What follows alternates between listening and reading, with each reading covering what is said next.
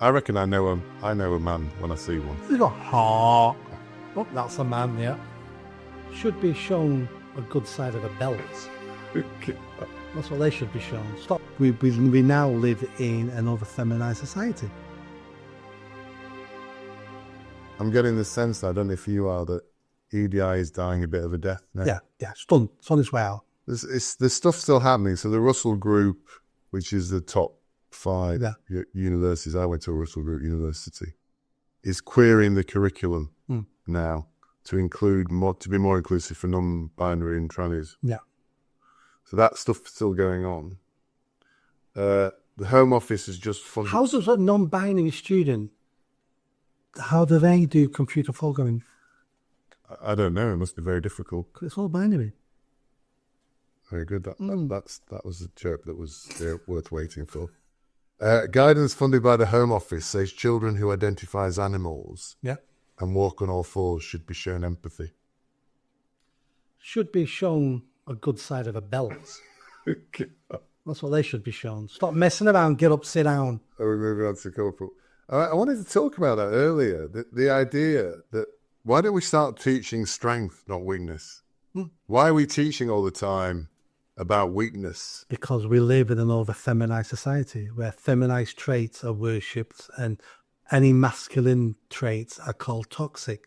So female traits are tolerance, empathy, caring, pink and fluffy, group hugs. That's not all women, that's what's a feminine trait.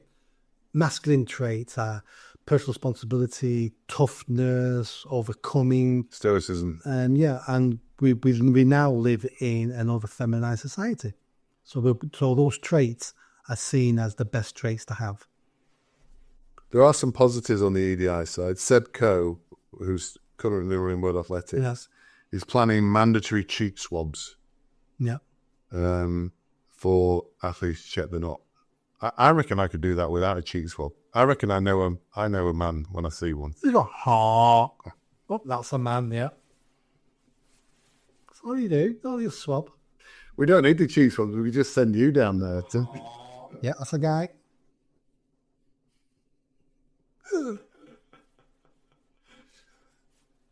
But no, because have you heard about this Dr. Beth Upton case? He's a doctor.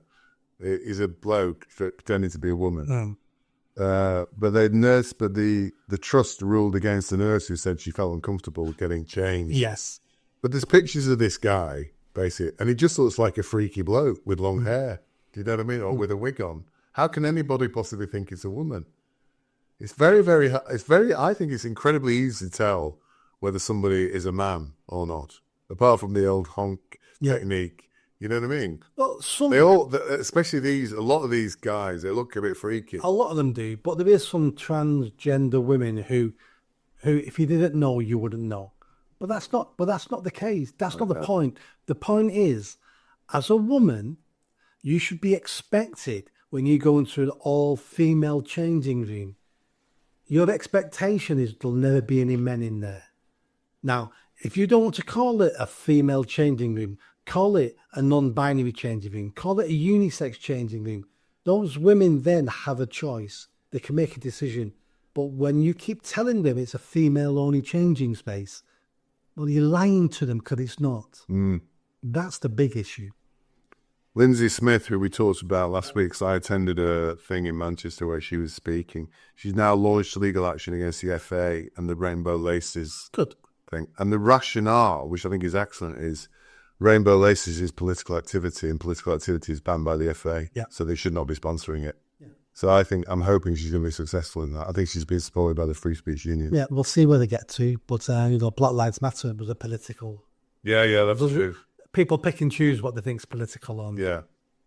What I didn't realise, and our friend Barry Wall knows this lady called Jennifer Bilek. I don't know if you've heard of her.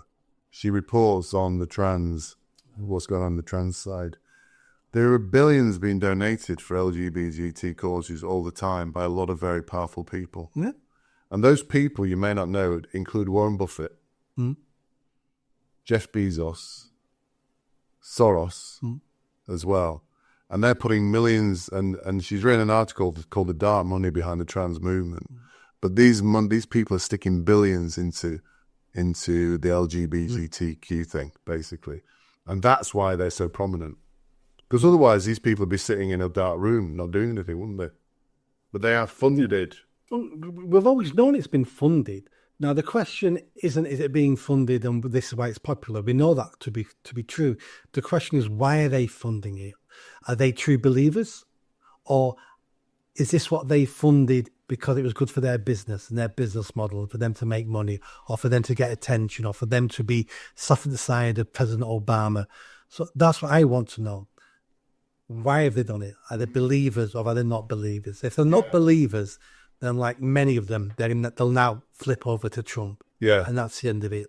If they are true believers, I think one of them has got trans children or something. I can't remember which one of those names. This is I think there is. I can't remember who it is, but there is one guy who either is trans himself, or has got trans kids or whatever.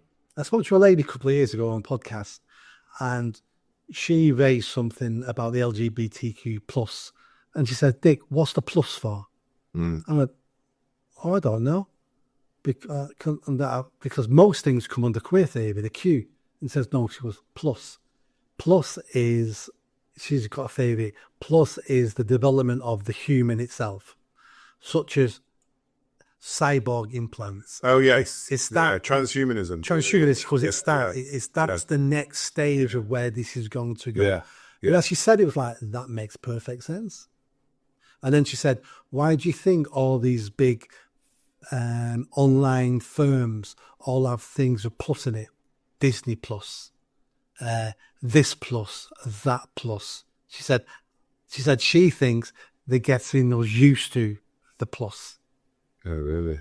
Of course, Disney Plus. Yeah. I watched Disney Plus. Yeah, Amazon Plus or this plus, and not that they're into the transhuman, but it's a way of getting used to. Yeah, it's all part of the message. It's all part of the message.